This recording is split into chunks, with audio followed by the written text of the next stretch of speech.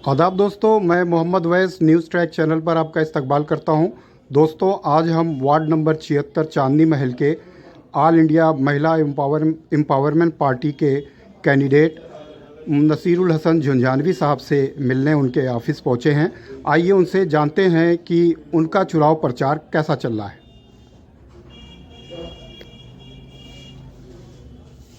Owais भाई, आदाब, अस्सलाम वालेकुम। भाई ऐसा है, चांदनी महल जो इलाका है वो छोटे से रेडियस में तकरीबन 1 लाख लोग रहते हैं और ये एरिया डेंसली पॉपुलेटेड है। आपने कहा कि मैं डोर टू डोर जा रहा हूँ, लोगों से मिल रहा हूँ, और जितनी मोहब्बत और खुलूस मुझे लोग दे रहे हैं वो काबिल सताइश है और काबिल तारीफ है। तो ख़ास तौर से जब मैं ऑल इंडिया महिला एम्पावरमेंट पार्टी का चुनाव निशान डायमंड लेके जा रहा हूँ और अपने कायद, अपने लीडर अल्लामा डॉक्टर आलिमा डॉक्टर नवीरा शेख के बारे में बता रहा हूँ कि वो एक नई सोच लेकर इस सियासत के अंदर आई हैं। और आप पिछले चुनाव भी आपने लड़ा था कर्नाटक में। वो उनकी सोच ये है कि वो उनका एक कहना है कि आधा मुल्क सो रहा है, इसे जगा दो, हम चाइना से आगे जाएंगे। उनकी मुराद थी कि महिलाओं को आगे ले आओ, महिलाओं को आगे ले आओ, उनको भी साझेदारी में हिस्सा दो। और जब महिलाएं साथ आती हैं तो ताकत डबल हो जाती है, 10 का फ़र्क होता है, 1 और 1 11।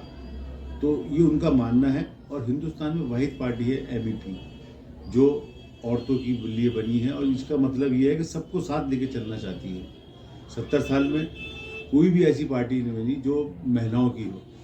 तो उनकी दरख्वास्त है कि महिलाएं भी साथ आएँ तो इस देश की तरक्की में, उन्नति में हाथ बटेगा। और इसकी दिल्ली में शुरुआत हमने वार्ड चांदनी महल से करी है, वार्ड नंबर 76 से, एक नई सोच के साथ, एक नए अज़म के साथ कि लोग हम आएंगे और हम इस मुल्क की सोच को बदलेंगे और यहाँ पर हम मिलकर हाथ बटाएंगे और सब साथ मिलकर काम करेंगे, जब ही देश आगे बढ़ेगा। ये हमारा मानना है। आप इलाके में जा रहे हैं, लोगों से मिल रहे हैं, तो किस तरह के सवाल लोग नोहरा शेख के बारे में कर रहे हैं?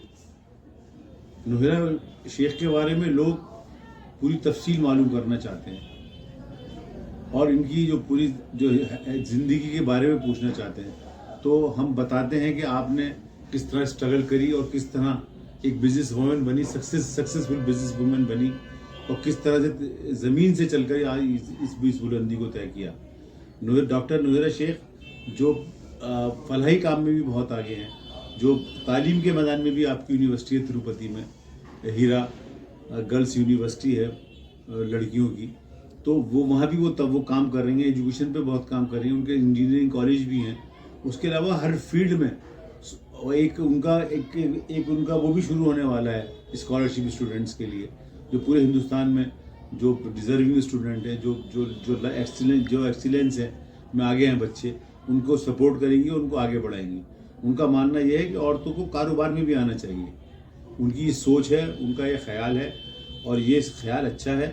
और वो आप देखिए, वो कहती हैं, वो हिजाब पहनती हैं, हिजाब पहन के सब काम करती हैं। वो बताती हैं कि हिजाब से कोई आप कारोबार भी कर सकते हैं, आप सारे काम कर सकते हैं और आप अपनी मज़हब के हिसाब से चल भी सकते हैं।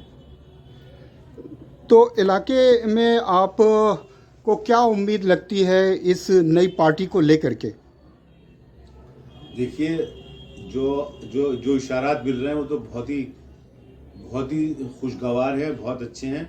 और हमें महसूस होता है कि आने वाला वक्त जो है वो इस MEP पार्टी का है, क्योंकि यहाँ झूठ कुछ नहीं है। इनका मानना यह है कि सरकारों ने ना तो काम किया है, ना करेंगी और ना आगे भी करेंगी। इसमें आपको सुधरना पड़ेगा, आपको इस लायक बनना पड़ेगा कि आप अपने काम खुद कर सकें और सरकार से करवा सकें। वो खुद खड़े हो, कहते हैं 100 आदमी खड़े हो जाएं, 100 लोगों ने हिम्मत करके खड़े हो गए और हौसला कर लिया, तो मैं कामयाब हूँ। इस सोच को लेकर आएंगे, विचारधारा को लेकर आएंगे। आपका लोकल मैनिफेस्टो क्या है? अगर आपको लोग वोट क्यों दें? सबसे बड़ा मसला तो यहाँ सफाई का है। यहाँ कंजेस्टेड इलाका है, 5-5 मंजिला यहाँ इमारतें हैं, और यहाँ जो गंदगी का आलम है वो इतना ज़बरदस्त, इतना इतना बुरा हो गया है, वर्स्ट हो गया है कि बाहर के लोग यहाँ आना भी यहाँ पसंद नहीं करते।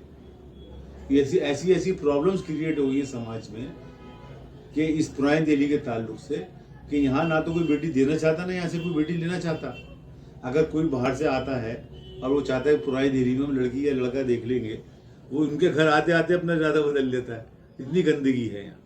उसका हमने प्लान किया है कि जितनी भी RWs है उसमें सफाई कर्मचारी जो कॉर्पोरेशन के फंड्स होते हैं उसमें से हमारी कोशिश यह रहेगी कि हर RW को एक सफाई कर्मचारी दें जो लोगों के फ्लैट से कूड़ा उठा के कूड़ा घर तक पहुँचाए। और रही बात उसकी, दूसरा जो हमारा सबसे बड़ा मैनिफेस्टो है यह है कि इंक्रोचमेंट लोग रोकें, क्योंकि वो रोज़ी भी जायज़ नहीं है जो सड़क को घेर के की जाए। इस्लाम भी उसकी इजाज़त नहीं देता, कोई धर्म इजाज़त नहीं देता उसकी। आप अपनी हद में रहकर काम करें। और जो ठेले हैं उनके लिए हम चाहते हैं अलग ग्राउंड बने, 2-3 घंटे लोग जाएं वहाँ जाके सामान खरीद लें, इस सड़कें फ्री रहे और 1 वे हो। शिवलान से आने का रास्ता एक हो, जाने का एक हो, तुर्कमान गेट से घूम के आएँ और घूम के जाएँ। तो उससे ये सड़कें चौड़ी नहीं होने वाली, आबादी यहाँ की कम नहीं होने वाली। इसके बारे में सोचना पड़ेगा और इसकी शुरुआत हम सबको खुद करनी पड़ेगी। हम अगर आप सोच लें, जैसे हम मेट्रो में जाते हैं वहाँ पे हम कूड़ा नहीं फेंकते, डस्टबिन में डालते हैं, ये सोच यहाँ पर आ जाएगा हर आदमी में, तो आधा काम तो वैसे हो गया सफाई का। लोग आपके आने लगेंगे, लोग आपको अच्छा समझने लगेंगे। अब लोग आते ही नहीं है।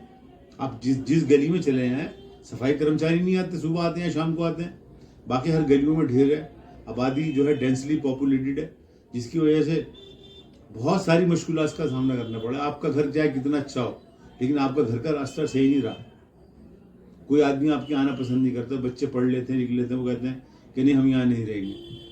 तो हमें एक ऐसा माहौल बनाना है, एक एटमॉस्फेयर बनाना है। ये हेरिटेज सिटी है, जिस तरह वर्ल्ड के अंदर सारी हेरिटेज सिटी मेंटेन होती हैं, ये हम सफाई का ख्याल रख लें तो हमारे सारे मसले हल हो जाएंगे। अब सरकार को ब्लेम कर लेना ये तो गलत है सब कुछ। और रही बात है बीजेपी और आम आदमी की पार्टी की बात, एक ने कूड़ा फैलाया, एक ने कूड़ा जमा किया। सांस लेना मुश्किल हो गया इस दिल्ली शहर में। पॉल्यूशन बहुत बड़ा मसला है। एक शेर है, सांस लेना जिंदगी की एक अलामत है, मगर ये भी देखा है कि इंसान सांस लेकर मर गया।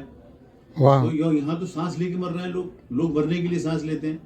तो इस माहौल को सुधारना है, इसको करना है, तो ये कोशिश हम सब खुद ही करेंगे। जब कारपोरेशन कहाँ से कर ली, उसके पास उसका तनख्वाहें तो है नहीं। सफाई कर्मचारी को तनख्वाहें दे दे, नर्सिस को तनख्वाहें दे दे, डॉक्टर्स को तनख्वाहें दे दे। बैंक करप्ट हो चुकी है, पूरा करप्शन हो चुका है, सब मिली भगत है। एक फंड रोक लेता है, एक तनख्वाहें नहीं देता। वही कैनेडी वाला मामला है कि मुर्गे के सारे पर नोच लो, मुर्गा तुम्हारे पीछे पीछे चलेगा। तो ये बहुत बुरा गेम है, बहुत बुरा हुआ है।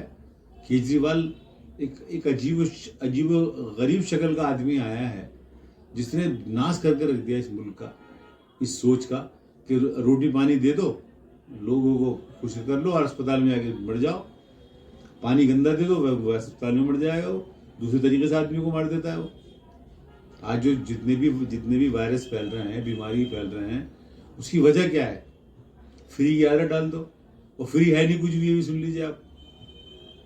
अभी यही अंदाजा वो है, ये हमारा मैनिफेस्टो है कि हम किसी को गाली बक के राजनीति नहीं करेंगे।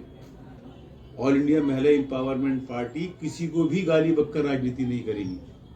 हम उसके साथ राजनीति करेंगे जो हमारे मामलात में बात करेगा, जो हमारी एजुकेशन के बारे में बात करेगा, जो हमारे बिजनेस के बारे में बात करेगा, जो हमारे कारोबार के बारे में बात करेगा, जो हमारे लिए इंफ्रास्ट्रक्चर की बात करेगा, स्कूल कॉलेज की बात करेगा, जो हमारे लिए अपॉर्चुनिटीज़ देगा जॉब्स की।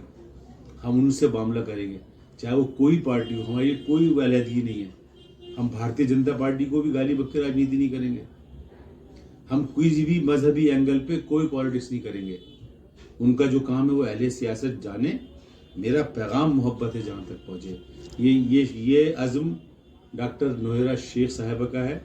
इसी मुल्क में इंदिरा गांधी पैदा हुई हैं, इसी मुल्क में अरुणा आसफ अली पैदा हुई हैं, और इसी मुल्क में अब डॉक्टर नोहेरा शेख पैदा हुई हैं। तो सारी अजियतें, सारे जुल्म और सितम सहने के बाद आज वो एक नई शख्सियत के साथ, एक नए अज़्म के साथ आई हैं और लोग उनके साथ आए। मैं अकेला ही चला था जानी पे मंजिल, मगर लोग साथ आते गए और कारवां बनता गया। आप देखेंगे कि मेरी कायद, मेरी लीडर कितनी बुलंदियां तय करेगी। चलिए, बहुत बहुत धन्यवाद इंशाअल्लाह। आपका।